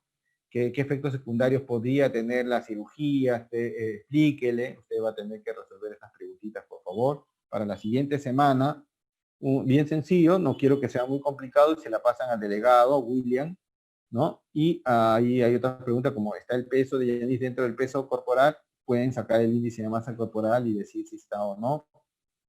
Y las recomendaciones dietéticas con pacientes con tratamiento con tamoxifeno, investigar ese tema de este medicamento anticancerígeno. Muy bien, ¿alguna pregunta? Bueno, he visto también, gracias por presentar el trabajo, su índice de masa corporal, creo que solamente una persona no presentó. Y he visto, por ejemplo, de que tenemos un diagnóstico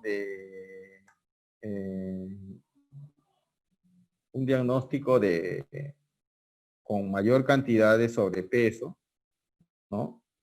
Veo, por ejemplo, que sí tenemos un poco de normalidad, perdón, y el sobrepeso está bien marcado también. ¿Ya? Eso lo vamos a entregar para hacer un recuento de cómo está el estado nutricional de nuestros estudiantes en esta pandemia. Muy bien, ¿alguna pregunta, chicos?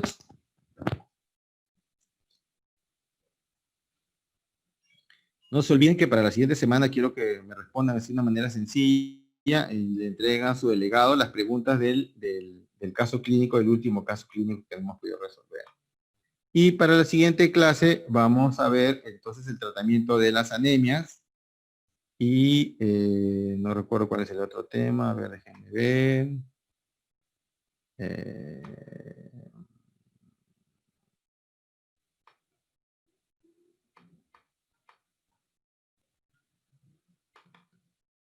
A ver.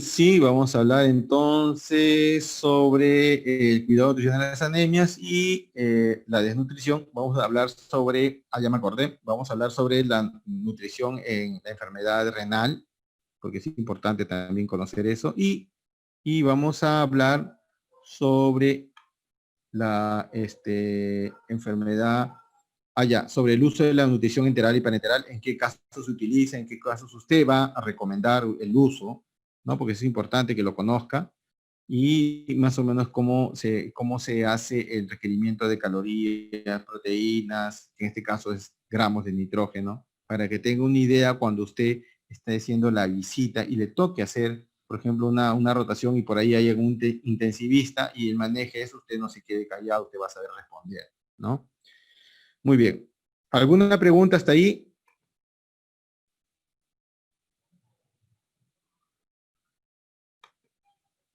¿Alguna pregunta? Doctor, una pregunta. Sí, dígame. Usted decía en la preparación dietética había preparados de proteínas líquidos. Yo estaba pensando, ¿era nutrición integral o era preparados especiales? No, no, enteral. Venden productos líquidos, venden en el mercado, hay varios laboratorios que lo promueven, quizás usted ya lo ha visto, ¿no? Es un producto, es una proteína líquida que venden, no recuerdo ahorita el nombre. Esto es para nutrición enteral, o sea, enteral, para vía oral. Puedo tomarlo por vía oral o puedo pasarlo por la sonda nasogástrica o el botón gástrico también.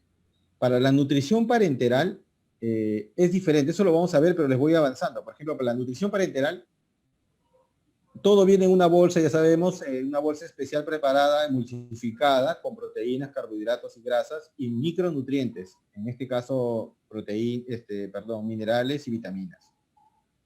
Pero siempre, entonces, en este tipo de preparación, ahí va, como va a la avena, entonces ¿qué es lo que pasa? Los nutrientes van en la mínima cantidad, en su unidad única básica. Por ejemplo, si es carbohidrato va en forma de glucosa, ¿no? Podría ir en fructosa también, pero va en glucosa. La proteína no va en forma de proteína, va en forma de aminoácido, en este caso va como gramos de nitrógeno, pero se calcula como gramos de nitrógeno, pero va en forma de aminoácido. Y las grasas pueden ir en dos formas, triglicéridos de cadena media, que es la mayoría, indica eso, que es lo mejor, o puede ir de triglicéridos de cadena larga o corta, ¿no?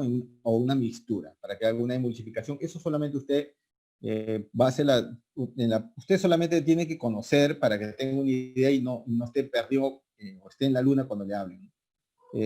Porque es importante que sepa qué se está hablando cuando le están hablando de ese tema de nutrición parenteral, ¿no? Que va, que no va, que se pone, ¿no? Y los micronutrientes, que en este caso sodio, potasio, fósforo, y magnesio, son los minerales que tiene que tener bastante cuidado y se dan de acuerdo a las cantidades de cómo está en el agua, ¿no?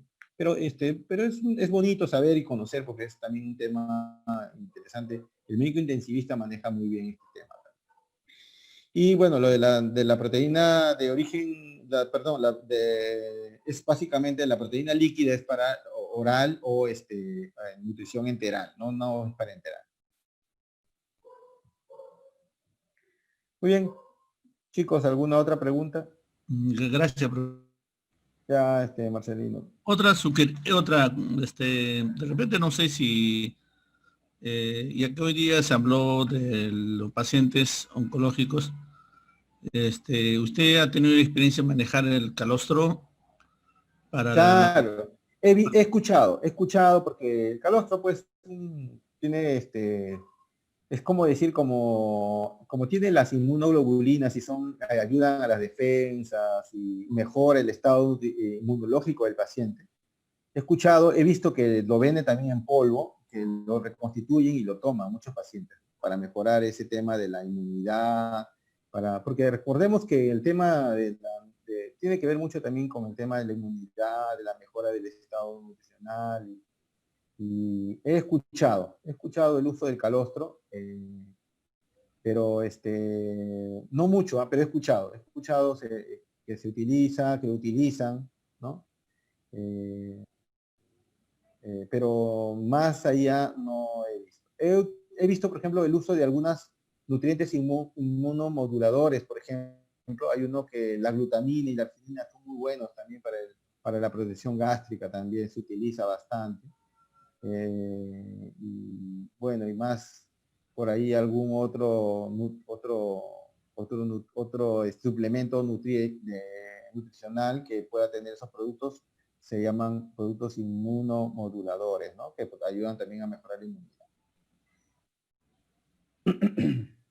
Yo siempre digo que al final es en este tipo de cuando uno tiene el cáncer, un familiar padece de cáncer, uno utiliza todos los medios para tratar de recuperar a su paciente, a su familiar sobre todo. Entonces, todos los medios no están vedados, así que puede utilizar todos los medios mientras tanto el paciente no conlleve a que empeore, ¿no? Si vemos que la mejoría se presenta con ese producto, yo siempre estoy ahí en el uso. Entonces, siempre y cuando no utilice productos como algunos que no tienen, por ejemplo, el uso del colágeno, que no es algo innovador, es algo que todo el mundo usa, ¿no? Pero sí, por ejemplo, lo que usted habla sobre el calostro o sobre otros productos nutricionales que también se utilizan para mejorar la inmunidad, para tratar de mejorar el estado nutricional del paciente. Bienvenido. Hay que ver siempre bien la evidencia también. Escucha bien. Muy bien, muchas gracias por la atención. Gracias. Y no se olviden resolver las preguntitas y lo pueden mandar al delegado. ¿Ya? Sí, algo sencillo, nada más con sus palabras, no sean muy complicados, porque recuerden como si estuvieran hablando con un paciente. Muy bien, listo. Gracias por todo, nos vemos.